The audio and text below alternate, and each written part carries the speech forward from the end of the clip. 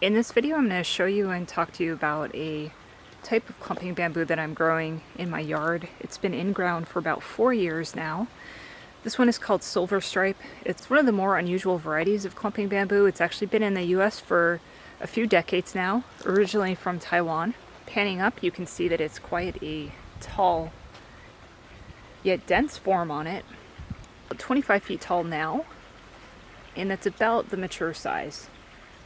These can go up to about 30 feet tall, so it still has another year to the 5-year mark, which is generally when a clump of bamboo is completely mature. Up close you can see that the canes are a dark green, and the lower internodes, here, you can see a white to silver stripe, so it is variegated. Out of all the various types of bamboo that I'm growing in my yard, this has the tightest, most dense form.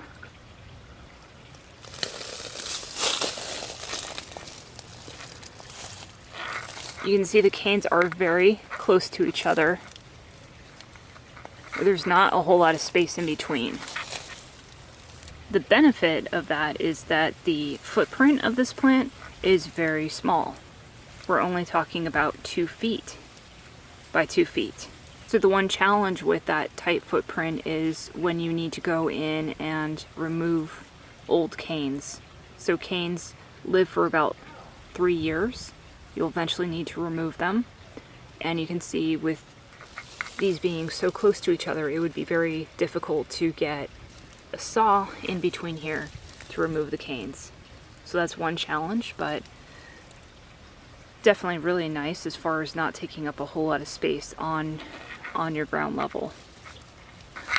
You can also see that the lower internodes are free of branching.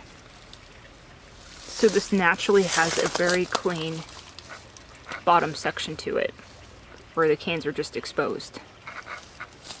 So less work involved if you want that look. You're not having to cut off the foliage down low. Tends to branch up higher. Taking a look at the leaf substrate, you can see it's fairly slender. It actually really resembles more of a graceful bamboo, the Textilis family. So fairly thin and long leaves to it. One reason I chose to grow this variety is that it's very cold hardy, so you can actually grow this down to 16 degrees Fahrenheit.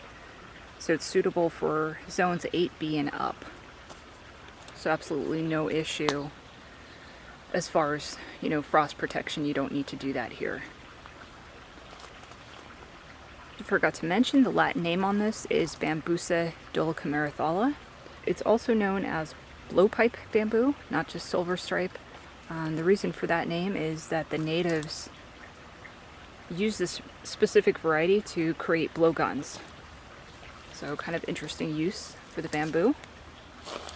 While I've never harvested the young shoots and prepared them to eat them, this particular variety of bamboo is considered a good quality shoot for eating.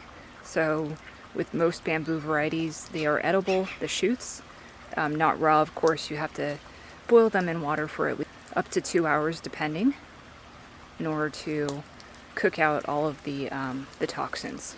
Because the raw shoots do contain cyanide, but by boiling it, it'll remove that.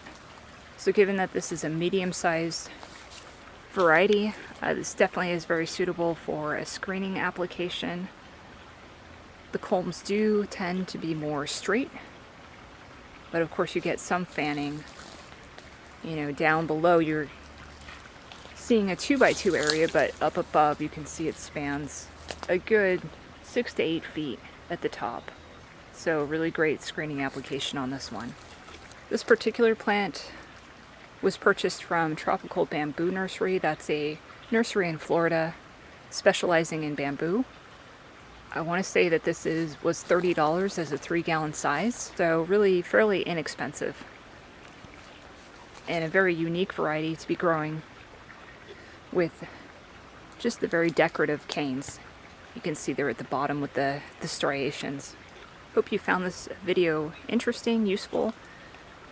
To to learn more about this variety. If you have more questions, please let me know in the comments. Thanks for watching and happy gardening.